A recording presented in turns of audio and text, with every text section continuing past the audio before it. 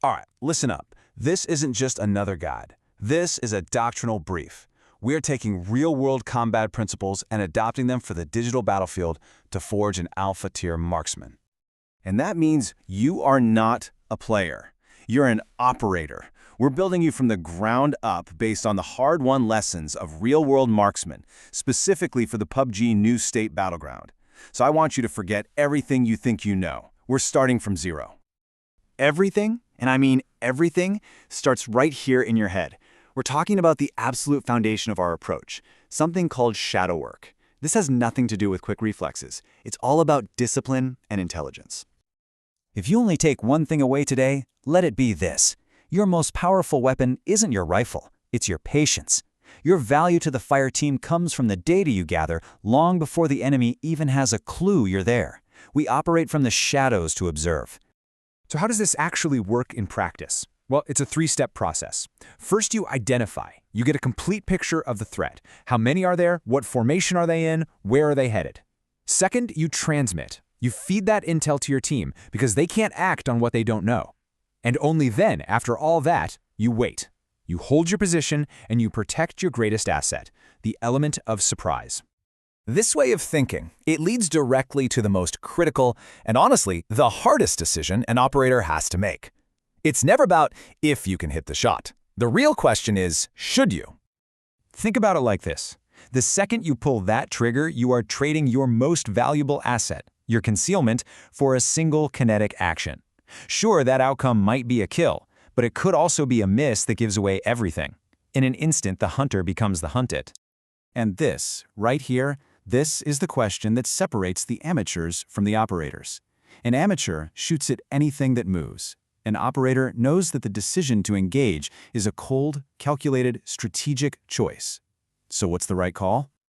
You fire only when the target is a high-value asset. You have to ask yourself, is that the enemy's squad leader, the one whose elimination will throw their team into chaos? Is it another sniper who has your team pinned down? Or is it an enemy physically blocking your team from reaching its objective? If the answer to those questions is no, you let them pass. You hold on to your information. You hold on to your position. Okay, so now that we've locked in the mindset, let's talk about the hardware. We're going to break down the primary weapon platforms using 3 critical real-world metrics. Welcome to the Weapon Dossier. First up, muzzle velocity. Simply put, this is raw speed, right out of the barrel.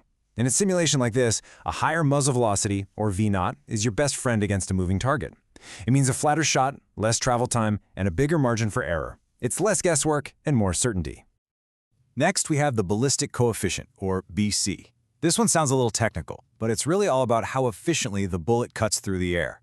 A higher BC means less drag, and less drag means a flatter trajectory with way less bullet drop over distance. This makes your long-range math so much simpler, because you don't have to compensate as much. And finally, we get to the metric that trumps all others, lethality. For us, we only deal in one-shot solutions. Anything less is a mission failure that exposes your position. So our entire analysis really boils down to this. Can it neutralize a target wearing a level 2 and more importantly a level 3 helmet with a single round? So here's how the numbers stack up. You can see right away that the AWM and DSR-1 are just screaming fast. They totally dominate in muzzle velocity. And the DSR-1, wow, its ballistic coefficient gives it an incredibly flat trajectory. The M24 is a solid all-arounder, but it does lag a bit in both areas. Now on paper, the choice might seem obvious, but that last metric changes the entire equation. And here it is, lethality against top-tier armor. In this scenario, the AWM is in a class all by itself. It is the only platform that can guarantee a one-shot neutralization against the level 3 helmet. The M24 and DSR-1, they just deliver a non-lethal hit, and that is a critical failure. Your target is now alerted, and your position is completely compromised. So, with all that data laid out, we can finally move from analysis to action. What should you, the operator, actually be looking to carry into the field? The commander's recommendation is the M24. And yeah, I know exactly what you're thinking. But you just proved the AWM has better lethality. And you're right, it does.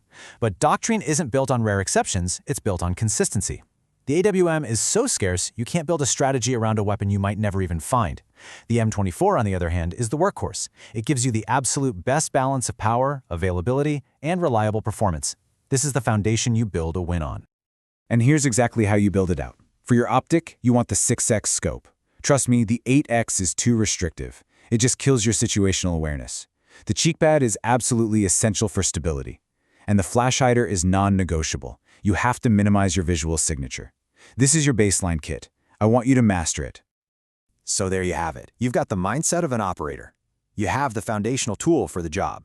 You now know when to shoot and what to shoot with. The only question left is, can you actually make the shot? Because next time, we are deconstructing the real-world math of ballistics and teaching you how to apply it to your optic to guarantee those first-round hits. Class dismissed.